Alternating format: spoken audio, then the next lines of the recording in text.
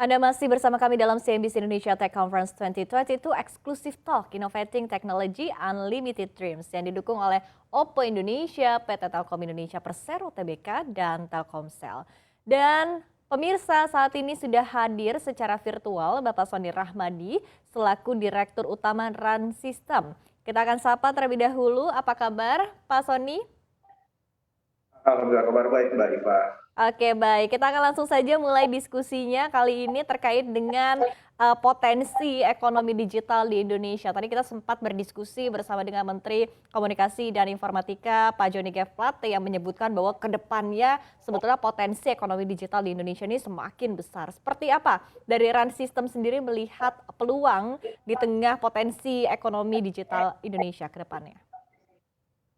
Ya, terima kasih Mbak Iva. Jadi kalau menurut kami sendiri bahwa Indonesia sendiri masih dalam tahap awal proses transformasi digital di semua lini. Memang di 2 tahun belakangan terjadi akselerasi transformasi digital. Memang potensinya menjadi sangat-sangat besar. Kita tahu sendirilah bahwa Indonesia untuk di regional Asia Tenggara memiliki PDB yang begitu besar, sehingga kemudian hal-hal yang terkait dengan aktivitas ekonomi kemasyarakatan yang kemudian harus didigitalisasi menjadi sangat banyak, dan ini menjadi sebuah peluang dan juga tantangan bagi pelaku dan juga seluruh stakeholder untuk bisa menjawab kebutuhan dari masyarakat di Indonesia. Begitu Mbak Iva. Oke, baik. Nah, sempat dimention juga tadi oleh Pak Joni begitu terkait dengan penggunaan data per kapita kita yang sebetulnya masih kecil begitu. Anda sendiri dari industri cloud melihat terkait dengan hal ini seperti apa? Apa yang perlu dilakukan untuk meningkatkan penggunaan data per kapita?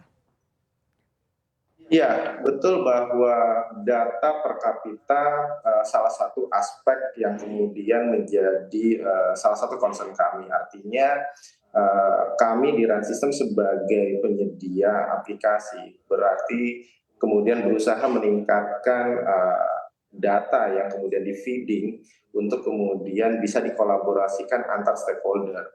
Kalau kita bisa bicara misalnya beberapa dekade tahun lalu, pada saat mobile connectivity itu begitu baru awal-awal, bagaimana kemudian menghubungkan antar manusia atau mengutip salah satu brand connecting people. Tetapi pada saat kita bicara soal digitalisasi, sejatinya kemudian kita mengkoneksikan tidak hanya secara voice, tetapi juga data dan seluruh aspek di dalamnya. Kalau kita bicara dalam konteks sebuah industri atau bisnis, bagaimana kemudian data tersebut dikolaborasikan antar unit, antar entitas, antar daerah, bagaimana kemudian produktivitasnya bisa menjadi lebih baik. Tadi juga sempat kemudian disinggung oleh Pak Panji dari Microsoft, bagaimana kemudian kolaboratif itu menjadi salah satu poin untuk meningkatkan penggunaan data atau data consumption-nya di Indonesia. Seperti itu Mbak Iva. Oke, baik. Tadi poin yang menarik terkait dengan kolaborasi dan ini juga tampaknya yang terus dilakukan juga ya oleh ekosistem digital sejauh ini. Nah, tadi Anda katakan di awal bahwa saat ini merupakan tahap awal untuk transformasi digital. Nah, kalau kita kaitkan dengan kolaborasi, sebetulnya kolaborasi seperti apa yang diinginkan oleh para pelaku industri begitu untuk bisa mempercepat transformasi digital ini agar bisa lebih masif lagi ke depannya? Ya, mungkin terkait dengan beberapa isu terakhir, bahwa bagaimana kemudian seluruh stakeholder atau kemudian masyarakat di Indonesia, baik itu dari sisi konsumer maupun juga industri atau pelaku bisnis, bagaimana kemudian memiliki rasa atau ekspektasi pada saat merubah bisnis prosesnya atau kegiatannya untuk go digital, itu tidak harus menunggu pandemi lagi lah yang kemudian kemarin dipaksa, tetapi bagaimana karena kebutuhan dan juga memiliki ekspektasi rasa aman pada saat itu kemudian bertransformasi beberapa kegiatannya digital. Nah, tidak sedikit beberapa konsumen atau pengguna namanya run system dengan beberapa produknya selalu kemudian menanyakan bagaimana kemudian keamanan terhadap mereka pada saat masuk ke digital, karena di Indonesia sendiri tidak semuanya memiliki literasi digital yang sama, sehingga penting kemudian mengedukasi dan menjadi tanggung jawab semua pihak, tidak hanya government, tetapi juga seluruh stakeholder untuk bisa membantu proses transformasi ini. Sehingga menurut kami digitalisasi satu hal, tetapi kemudian dampak yang kemudian bisa dirasakan, bisa berkolaborasi tanpa harus tergantung waktu, tergantung kebutuhan harus offline misalnya, sehingga produktivitasnya bisa bertambah, itu yang kemudian dirasakan dibutuhkan. Karena bukan apa-apa Mbak Iva, dengan digitalisasi atau infrastruktur yang kemudian sudah masif, tadi juga disampaikan oleh Pak Menteri, berapa ribu kilometer fiber optik itu juga sudah digelar. Jangan sampai kemudian yang menggunakan atau memanfaatkan secara maksimal itu adalah para pemain dari asing, sehingga kemandirian soal pemanfaatan data itu bisa dimaksimalkan di Indonesia. Itu saja Mbak. Oke, baik. Dan tadi juga poin itu yang sempat tadi ditekankan juga oleh Pak Menteri begitu. Yang menarik adalah kalau kita berbicara tadi untuk proses digitalisasi ke depannya, tadi kan dari berbagai aspek begitu ya, termasuk adalah literasi digital, tadi Anda mention juga terkait dengan infrastruktur yang juga perlu didukung juga tentunya oleh regulasi begitu. Nah, kalau Anda melihat di satu sisi perkembangan teknologi kan bersifat eksponensial gitu. Namun di satu sisi kita berbicara infrastruktur, regulasi, ini kan perlu sesuatu yang bertahap. Anda sendiri melihatnya terkait dengan kondisi ini seperti apa sih, dan strategi yang bisa dilakukan oleh berbagai pihak ini bagaimana? Iya, mungkin kalau kami sendiri melihatnya adalah tidak merasa aman terlebih dahulu, itu secara prinsip. Artinya kita merasa kemudian ruang improvement itu harus ditanamkan.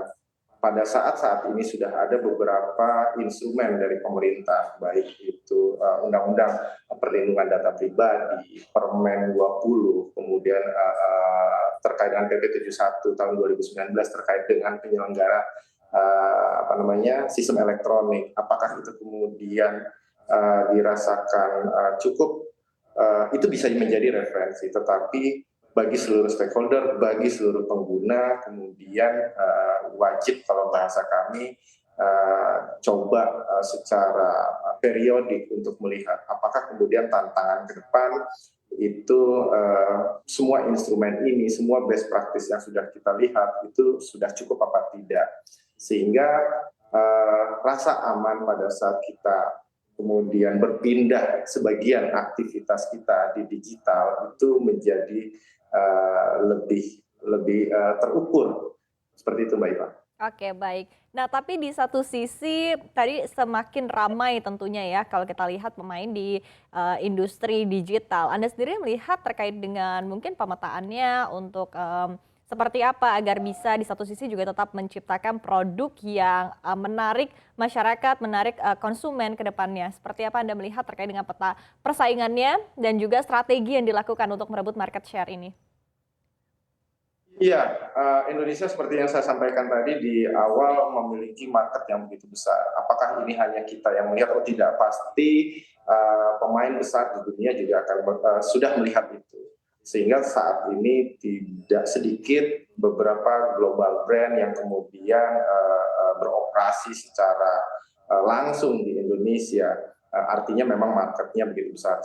Dan selain kemudian pemain-pemain global, suka tidak suka terjadi transformasi knowledge, kemudian sharing knowledge, yang menyebabkan sebenarnya market yang begitu besar saat ini sudah, kalau kami sendiri melihat sudah banyak pemain-pemain lokal yang mulai berani mencoba memberikan alternatif, sehingga ketergantungan dengan produk luar itu sedikit banyak berkurang. Nah, apa yang kemudian kami lakukan secara perusahaan di Run System, yaitu adalah bermitra.